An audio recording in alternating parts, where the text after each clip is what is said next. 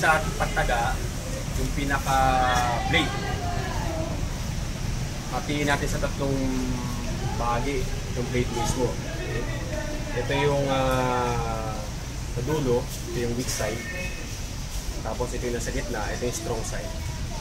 Tapos ito na may malapit sa hawakan. Okay? Ito yung pinaka malakas sa parte ng pagtaga ko. Ngayon, yung iba, kapag sila ay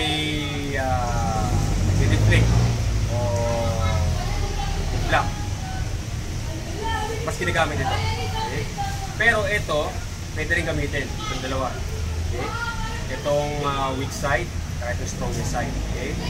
So, weak, strong, saka strongest side. Okay? Halimbawa, paano ko ginagamit yung strong side? Halimbawa, tumagasa rito, yan. Ang gulo.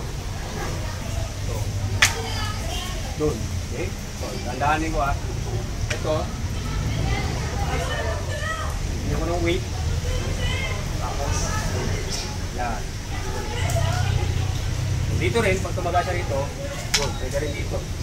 Okay? Ulit. Dito tumaga. Okay. Pag ginamit ko ito, yung weak side, usually, para ma-measure ko yung distance, para masukat ko lang kung hanggang saan yung itatakbo kapag atake ako. Halimbawa, tumaga siya dito, yun. Alam ko kung saan ang takbo. Okay. Pang-measure ko lang siya. Okay. Pinapadaan ko talaga sa dito. Okay. Tapos, mas madali kong nami-measure kagad. Okay, natatansya pati yung distance kung hanggang saan yung iaapa ko. Okay, di ba ano kalawak? Okay. So, pag tumaga siya rito, yun, madali ko na may measure. Okay. Ito ginagamit ko. Okay. Pag ginamit ko naman ito yung pinaka malakas sa parte, yung pagtaga, yun. Di ba, ginamit yung kadena. Yan. Pag gumamit ka ng parting ito, make sure ito, ang kaliwang kamay, ang tabay.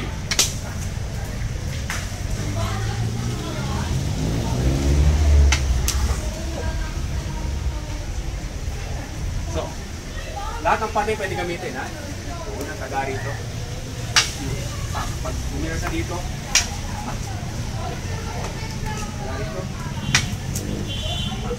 Narito. Pagkira natin Narito. Narito. Ito.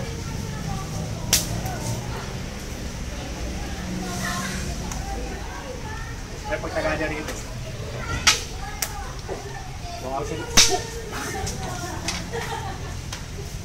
Pag yung mga dapat malakas ang pagkakali. Gamit.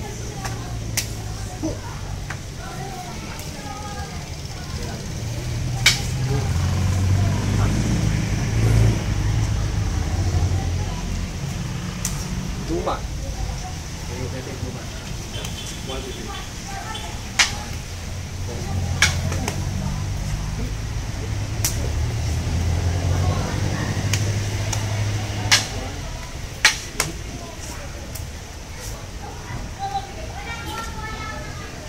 Luma dito.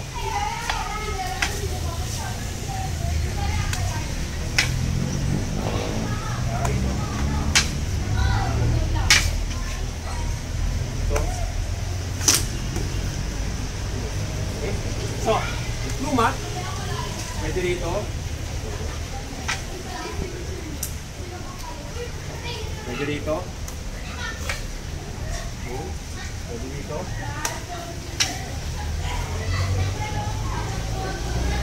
Kaya dito.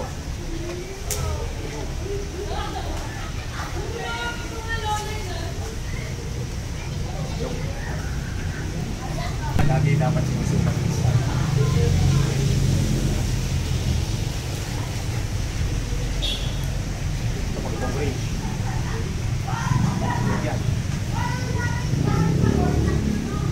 Tagaan niya.